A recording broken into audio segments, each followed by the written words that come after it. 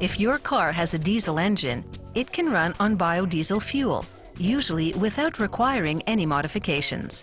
While biodiesel and petroleum diesel are similar in energy efficiency and fuel economy, biodiesel is more eco-friendly. For starters, it can be made from what would otherwise have been waste. For example, from vegetable oil of your local fast food joint. The restaurant simply discards its used fryer oil in a receptacle out back. Every few days, a vacuum truck comes by to collect it. In its current state, the oil contains water and food particles, making it unusable for biodiesel production, so the truck transports it to a filtering plant. There, they pump the oil into a holding tank, then heat it up to draw out the water.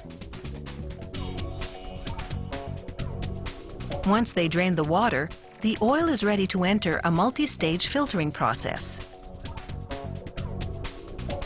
First, the oil goes through a vibrating sieve, which strains out the larger pieces of debris.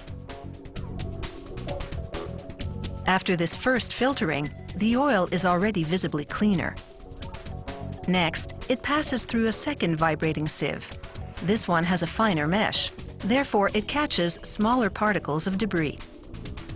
After the second stage, the oil looks clean, but still contains microscopic debris.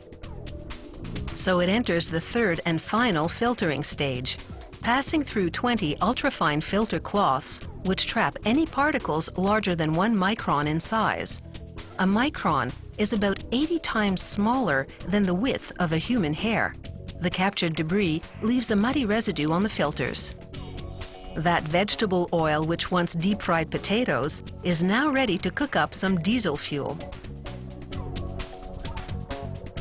Another source of oil for making biodiesel is beef tallow, oil derived from cow fat. Biodiesel producers typically buy tallow from facilities like this one, which specialize in cleaning cow hides for leather tanneries. Sharp revolving blades shear off the fat from the back of the hide. The fat drops onto a conveyor, which moves it into a steam injection cook tank. The tank heats the fat to a gentle boil, extracting the oil. Everything else leaves the tank and drops into a waste container. The oil moves onward, passing through a two-stage filtration process.